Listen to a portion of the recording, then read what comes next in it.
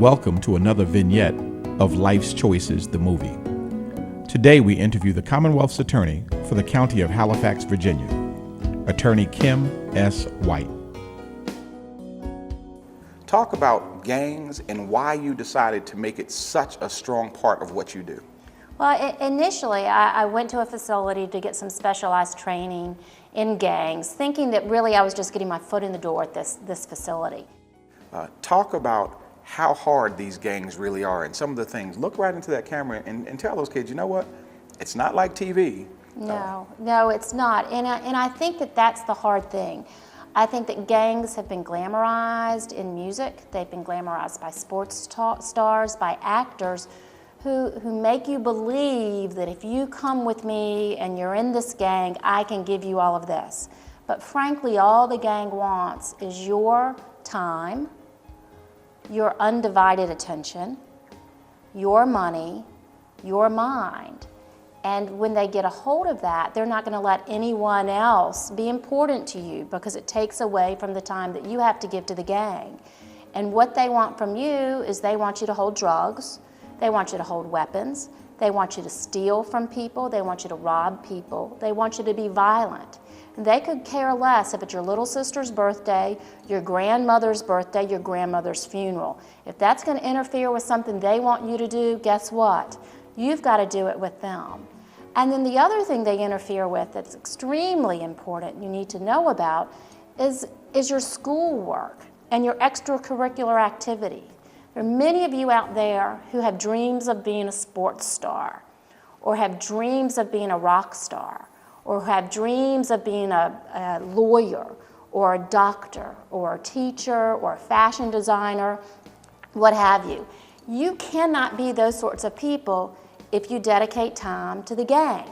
Plain and simple, the time isn't going to match.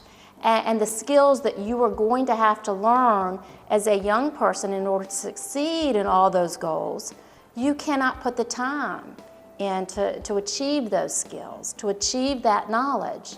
So really, you are dedicating yourself to being a gangster. If you are involved in a gang and you happen to get caught by the police, or you're in a money pinch, or your family's in a money pinch, they could care less. You are not indispensable. There's somebody else coming up behind you. They will let you go by the wayside. They will threaten you with violence so that you won't speak to anybody about your involvement. They will threaten you with violence if you try to get out of that gang. Unfortunately, I've had the opportunity of prosecuting someone who was a very well-known sports star at a huge university, and that person got caught up in the drug culture, the gang culture, and ended up robbing in order to get money so that he could continue to buy drugs and to continue to be in the gang. And this is someone who had the world.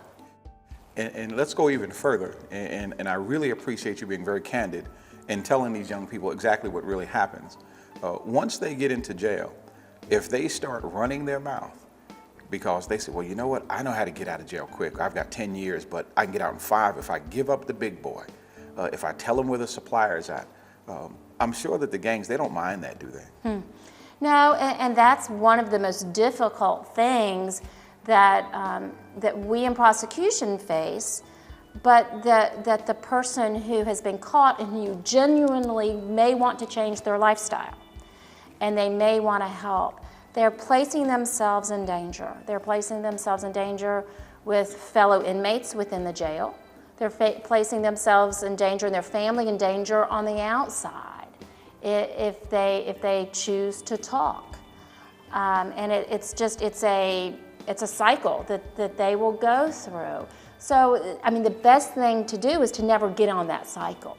Don't ever get in that wheel, because as I've heard a gang member say, there are two things that are going to happen when you're involved in the gang lifestyle. You're either going to be in jail or you're going to be dead. Well, I'm fortunate in that I come from a family that valued education. So this has been hammered into my mind for a very long time, and what I would like to hammer into every young person's mind who is listening. But in order to be a lawyer, you have to go through 4 years of college. You have to do your best to maintain a very good grade point average. My testing scores are not the best in the world for the standardized tests. So I really wasn't terribly sure I was going to get into law school initially. And I was accepted into, I was put on the waiting list, the school I thought I wanted to go to. And then I was accepted to Mercer Law School in Macon, Georgia. And it was one of the best choices I ever made. And why is that? It was a smaller law school. It is a hands-on trial practice law school. It really does a better job of teaching you to be a trial lawyer than simply a book lawyer. Well, was it easy? Did you have time to go to the parties? Did you have time No. to spend weekends away with a boyfriend or the girls going on a summer trip? What did you do? No, law school is another 3 years after college. So that's 7 years of hardcore studying, of lots and lots of reading, of lots of writing, of lots of research. Then after that, you then have to take a bar exam. And I was fortunate to be able to take 2 bar exams in 1 year and pass both of those, the Georgia bar exam and the Virginia bar exam. That's commendable. But that means about 6 months straight, well, probably 8 months straight of studying and testing. And so that's a whole nother thing you have to do after you finish law school. The young people that have a misdemeanor or a felony, it's not over. What do you say to that young person that has made a mistake or a conscious decision to do wrong, but now they want to get it right? Do you look down upon the young man that has a felony that wants to get it right? Does he have a stigma in your eyes or in the Commonwealth's eyes? What do you say to that young man? You know, what I say to that young person is, prove to me that that little tiny window of your life is not who you are. And you can do that by your actions. Go out there and do right by your family. Go out there and take whatever job you can get to put meals on the table, to put clothes on your back. Go out there and volunteer. Go out there and speak to youth groups or church groups or community groups about the mistakes that you've made and what you are now doing to change. And by doing that, your actions are going to speak louder than those words of felony or thief or larceny or drug dealer.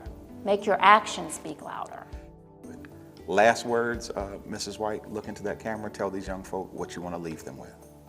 Well, I want you to set goals for yourself. I want your goals to be high goals. And I want you to make a plan on how to reach those goals. I think that you will find that the gang lifestyle, the poor choices, the hanging out, that's not going to be your way to get those goals. But I know you can do it because I know you have the goals. Just reach high for them. Well, we certainly appreciate you. And Roger Thaxton, Everett Cage, and myself, 3 local community guys trying to make a difference out of our pockets. And you talked about giving back. A lot of those things and obstacles that you just talked about, I've faced. And this community is forgiving, but it takes time and it takes effort, and you can't give up. You just heard from the Commonwealth's attorney for the County of Halifax. Thank you so much for attending. Thank you. Sure appreciate Thanks. you. The Miracles of Life Film Group was proud to produce this segment of Life's Choices. You can find us on the web at www.lifeschoicesmovie.com or myspace.com/Life's Choices Movie.